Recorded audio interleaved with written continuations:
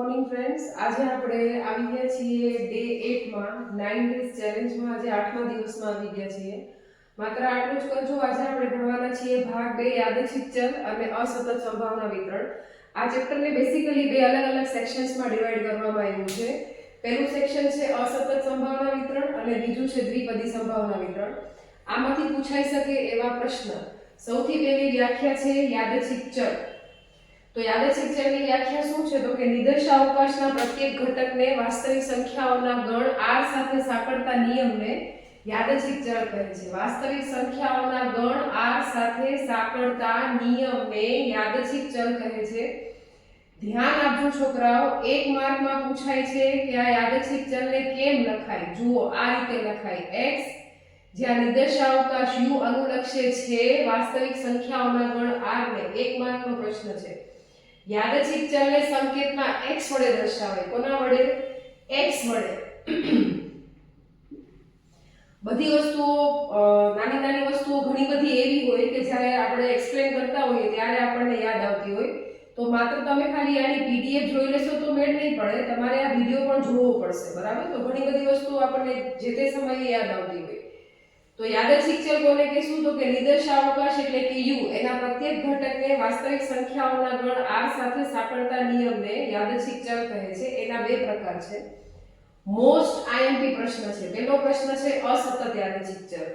જે યાદચ્છિક ચલ વાસ્તવિક સંખ્યાઓના ગણ r ની ચોક્કસ કિંમત ધારણ કરે. ચોક્કસ કિંમત મતલબ કે જે પૂર્ણાંક કિંમત હોય.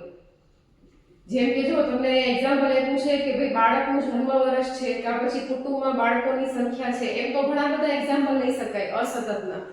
જેમ કે આપણને કોઈ એવું પૂછે કે તમે કેટલા બાળકો છો, ઘરમાં કેટલા ભાઈ બહેન છે, તો આપણે યુઝ્યુઅલી એને આન્સર કેમ આપીએ? 2, 3, નાના મોટા બધા. હવે માની લો કે 2 મોટા ને 1 નાનું હોય તો આપણે એને એમ તો ન કહીએ કે 2.5. બરોબર ને? તો અહીંયા બાળકોની સંખ્યા, પાના દીઠ ભૂલની સંખ્યા, અકસ્માતોની સંખ્યા, ઘણા બધા એક્ઝામ્પલ અસતત યાદચ્છિક ચલમાં લઈ શકાય છે. એટલે જે યાદચ્છિક ચલ ચોક્કસ છે એ અસતત છે. જે ચોક્કસ નથી તો કેવું છે? તો કે ઈ બે અંતરાલ વચ્ચેની શક્ય કિંમતો ધારણ કરે. જો, જે યાદચ્છિક ચલ વાસ્તવિક સંખ્યાઓના ગણ r ના અંતરાલ વચ્ચેની શક્ય કિંમતો ધારણ કરે એવા યાદચ્છિક ચલને સતત યાદચ્છિક ચલ કહે છે. સતત યાદચ્છિક ચલના એક્ઝામ્પલમાં શું આવે? ઊંચાઈ છે, વજન છે, તાપમાન છે, બ્લડ પ્રેશર છે, આ ઘણી બધી વસ્તુ આવે. એમસીક્યુ માં પૂછાય છે. ધ્યાન આપજો. નીચેના પૈકી કયું ઉદાહરણ સતત યાદચ્છિક ચલનું ઉદાહરણ છે? નીચેના પૈકી કયું ઉદાહરણ અસતત યાદચ્છિક ચલનું ઉદાહરણ છે? એવા પ્રશ્નો આવી શકે. તો જો આ સતતનું છે, ઊંચાઈ, વજન, તાપમાન, અને આ તમે જે ઉદાહરણ જુઓ છો, બાળકનું જન્મ વર્ષ છે, બાળકોની સંખ્યા છે, પાના દીઠ ભૂલની સંખ્યા છે, એ બધા એક્ઝામ્પલ છે અસતતના. હવે આગળ વધી આ ચેપ્ટરમાં છે ને તમને શરતો પૂછશે કે અસતત સંભાવના વિતરણ કોને કહેવાય. ઈ અસતત સંભાવના વિતરણ છે કે કેમ એ જણાવો. તો જે વિતરણ આ બે શરતોનું સમાધાન કરે. કઈ બે શરતો? તો કે જે તે સંભાવના 0 થી મોટી હોવી જોઈએ. જે લોકો ખરેખર આ ભણ્યા છે, લોકોને સમજાતું હશે કે હું શું બોલું છું. બાકી તો બધું આવ્યું એવું વયું જાય. અને બધી જ સંભાવનાઓનો સરવાળો છે ને એ 1 થવો જોઈએ. આ બે શરતો છે. 1 માર્કમાં પૂછશે કે અસતત સંભાવના વિતરણની શરતો શું? તો પહેલી શરત, સંભાવના 0 થી મોટી હોવી જોઈએ અને કુલ સંભાવના 1 થવી જોઈએ. જો હજી એક વસ્તુ કહું, કોઈ પણ યાદચ્છિક ચલનો સંભાવનાનો અંતરાલ કેટલો હોય છે? તો જો એ આટલો હોય છે. છોકરાઓ ભૂલ ન કરતા, અહીંયા ઇક્વલ ટુ નહીં આવે. યાદચ્છિક ચલની સંભાવનાનો અંતરાલ કેટલો હોય છે? આટલો. આ જુદી વસ્તુ છે. જુઓ, આ જે છે ને આ અલગ વસ્તુ છે. આ તમે જે ચેપ્ટર ભણી ગયા ને સંભાવના, કોઈ ઘટનાની સંભાવનાનો અંતરાલ થાય તો આ થાય, અને કોઈ યાદચ્છિક ચલની સંભાવનાનો અંતરાલ પૂછે ને તો આ અંતરાલ છે. ખાસ ધ્યાન આપજો, આઈએમપી પોઈન્ટ છે. બરાબર? પછી અહીંયા આવે છે એનો મધ્યક. આખા ચક્રમાં માત્ર બે જ સૂત્રો છે. મધ્યકને કહેવાય અપેક્ષિત મૂલ્ય. મધ્યકને શું કહેવાય? અપેક્ષિત મૂલ્ય. x નું અપેક્ષિત મૂલ્ય E of x બરાબર સિગ્મા xi pi, અને વિચરણને કહેવાય છે v of x એટલે કે variance of x xi square pi.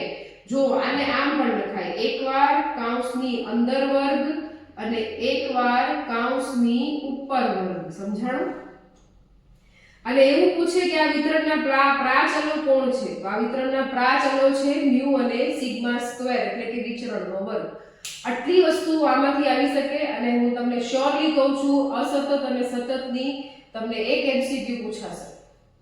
હવે આપણે આવી જઈએ આ ચેપ્ટરના બીજો ભાગ છે દ્વિપદી સંભાવના વિતરણ. આના દાખલા પૂછાય છે અને સેમ વસ્તુ તમને કહીશ કે આમાંથી દર વખતે દ્વિપદી સંભાવના વિતરણના ગુણધર્મો પૂછાય જ છે, દર વખતે પૂછાય છે. તો સૌથી પહેલો નિયમ છે, જો સૌથી પહેલા હું તમને જણાવી દઉં દ્વિવિધ વિકલ્પનો દ્વિપદી સંભાવના વિતરણ કોને કહેવાય. એવું વિતરણ કે જેના બે જ પરિણામો હોય, સફળતા અને નિષ્ફળતા. ઈ વિતરણ એટલે દ્વિપદી, દ્વિ એટલે બે, જેમાં બે જ પદ હોય. હું પાસો ફેંકું અને હું એમ કહું કે મને 4 નંબર આવે તો હું સક્સેસ, તો 4 સિવાયના બધા મારા માટે નિષ્ફળતા ગણાશે. હું એમ કહું કે 1 થી 20 સંખ્યામાંથી જો મને 7 નંબર સિલેક્ટ થાય ને તો ઈ મારા માટે સક્સેસ, તો ઈ સિવાયના બધા નંબર મારા માટે નિષ્ફળતા ગણાશે. તો જે નિયમના માત્ર બે જ પરિણામો હોય, સફળતા અને નિષ્ફળતા, એવા નિયમને દ્વિવિધ વિકલ્પનો નિયમ કહે છે. પછી દ્વિવિધ વિકલ્પનો પ્રયોગ, જે પ્રયોગના માત્ર બે જ પરિણામો, સાવ ઈઝી વ્યાખ્યા છે. જે નિયમના માત્ર બે પરિણામો હોય એને દ્વિવિધ વિકલ્પનો નિયમ કહેવાય, જે પ્રયોગના માત્ર બે પરિણામો હોય એને દ્વિવિધ વિકલ્પનો પ્રયોગ કહેવાય. હવે એ બે પરિણામો કયા છે તો જુઓ છોકરાઓ, પહેલું પરિણામ છે સફળતા, બીજું છે નિષ્ફળતા. સફળતા અને નિષ્ફળતાની વ્યાખ્યા શું થાય? આપણે જે ધારીએ ઈ થાય તો સફળતા, આપણે જે ધારીએ ઈ નથી થતું તો ઈ નિષ્ફળતા. જેમ કે કોઈ યાદચ્છિક પ્રયોગનું જોઈતું કે ઈચ્છિત પરિણામ મળે, બરાબર, જોઈતું કે ઈચ્છિત પરિણામ મળે તો એને શું કહેવાય? સફળતા. સફળતાને સંકેતમાં લખાય છે P. અને જો જોઈતું કે ઈચ્છિત પરિણામ ન મળે તો એને નિષ્ફળતા કહેવાય, નિષ્ફળતાને લખાય છે Q.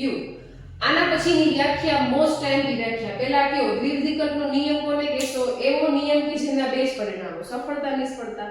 દ્વિવિધ વિકલ્પનો પ્રયોગ કોને કહેશો? એવો પ્રયોગ કે જેના બે જ પરિણામો, સફળતા નિષ્ફળતા. બરાબર. પછી સફળતા એટલે જોઈતું પરિણામ મળે, નિષ્ફળતા એટલે જોઈતું કે ઈચ્છિત પરિણામ ન મળે. પછી આવે છે બર્નોલી પ્રયત્ન, મોસ્ટ ટાઈમની વ્યાખ્યા. આ તમને સેક્શન બી માં પૂછાશે, બી વિભાગ બી માં હેરાન કરશે.